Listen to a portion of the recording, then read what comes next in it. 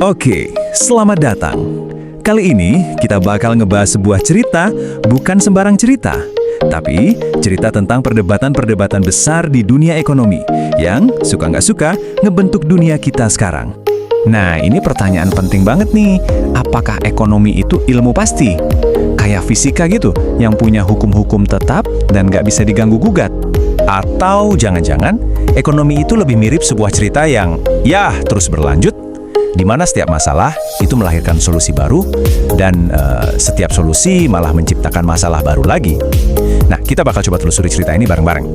Oke, kita mulai dari awal banget ya, kayak cerita yang bagus pada umumnya. Konsep ekonomi ini sebenarnya datang dari mana sih? Jauh sebelum ada yang namanya bursa efek atau bank sentral, ada filsuf Yunani namanya Aristoteles. Dialah yang pertama kali mencetuskan istilah ini, oikonomia. Awalnya ini artinya simple banget, seni mengelola rumah tangga. Gimana caranya ngatur pemasukan dan pengeluaran. Tentu aja ya, kegiatan kayak barter udah ada dari zaman bahela. Tapi disinilah kita mulai kasih nama dan kerangka buat semua itu. Sekarang kita loncat jauh ke depan, ke tahun 1776. Di sini kita ketemu sama bapaknya ekonomi modern, Adam Smith, dan bukunya yang legendaris, The Wealth of Nations. Nah, ini nih ide utamanya Smith. Dia percaya kalau setiap orang fokus aja ngejar keuntungan buat dirinya sendiri, nanti bakal ada tangan tak terlihat yang secara ajaib ngebimbing pasar ke hasil terbaik buat semua orang. Jadi, penawaran dan permintaan bakal seimbang dengan sendirinya, nggak perlu diatur-atur. Intinya begini, jangan ganggu pasar. Menurut Smith, tugas pemerintah itu minimal banget, kayak penjaga malam aja. Cuma mastiin keamanan dan aturan mainnya adil. Setelah itu, ya udah, biarin semua orang bersaing bebas. Katanya sih, dari persaingan inilah kemakmuran bakal lahir. Tapi ya jelas, nggak semua orang setuju sama ide ini. Kira-kira seabad kemudian, muncul seorang filsuf yang melihat sisi gelap dari sistem baru ini. Namanya Karl Marx. Buat Marx, idenya Smith itu bukan resep keharmonisan, tapi resep penderitaan.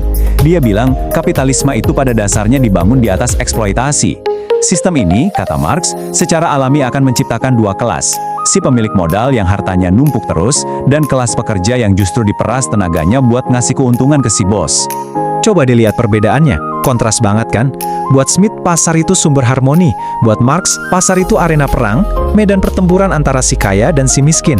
Ini benar-benar dua kacamata yang sama sekali berbeda untuk melihat dunia. Oke, cerita berlanjut. Sekarang kita masuk ke krisis besar berikutnya yang benar-benar ngeguncang semua pemikiran ekonomi yang ada waktu itu. Coba bayangin deh, abis era Roaring Twenties yang glamor, di mana semua orang bisa main saham. Tiba-tiba semuanya ambruk. Teori Adam Smith yang bilang pasar akan memperbaiki dirinya sendiri, mendadak gak manjur. Dunia butuh pahlawan baru, ide baru. Nah, disinilah John Maynard Keynes muncul. Dia benar-benar ngebongkar semua asumsi ekonomi klasik. Dia bilang, woi, pengangguran itu beneran ada, orang butuh kerja sekarang bukan nanti. Gagasannya bahwa kita nggak bisa cuma duduk manis nungguin pasar pulih sendiri, wah itu radikal banget pada zamannya. Jadi, solusinya apa? Menurut Keynes, pas depresi, pemerintah harus melakukan kebalikannya dari apa kata Smith. Pemerintah harus belanja besar-besaran, bikin proyek, ciptain lapangan kerja, kasih insentif, pokoknya gimana caranya biar roda ekonomi muter lagi. Dan ternyata berhasil. Tapi ceritanya nggak berhenti di situ. Tepat pas ide-ide Keynes lagi di puncak-puncaknya, dunia malah dihadapkan sama masalah baru yang aneh dan nggak terduga. Sesuatu yang bikin para ekonom garu-garu kepala lagi. Coba perhatiin polanya di sini. Ini inti dari obrolan kita. Depresi besar, diatasi pakai resepnya Keynes. Terus, ada stagflasi tahun 70-an. Ini masalah aneh, di mana inflasi tinggi, tapi pengangguran juga tinggi. Solusinya malah balik lagi ke ide pasar bebas yang kita kenal sebagai neoliberalisme. Terus pas krisis finansial 2008, coba tebak. Benar, kita balik lagi pakai solusinya Keynes. Bolak-balik kan? Artinya apa?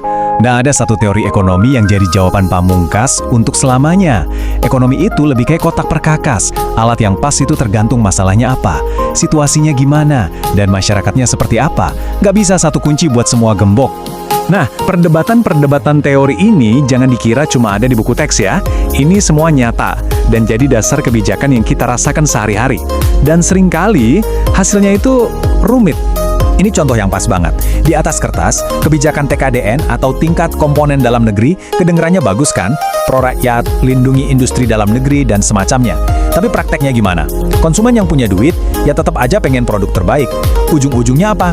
Mereka terbang ke Singapura buat beli iPhone. Hasilnya, negara kita malah kehilangan potensi pemasukan, dan kita justru tanpa sadar ngasih rejeki ke negara tetangga. Ini nunjukin betapa kompleksnya menerapkan teori ekonomi di dunia nyata. Jadi, pertanyaan besarnya sekarang adalah, di dunia yang penuh tantangan baru yang kompleks, kayak perubahan iklim, kecerdasan buatan, ketimpangan global, alat mana dari kotak perkakas ekonomi ini yang bakal kita pakai?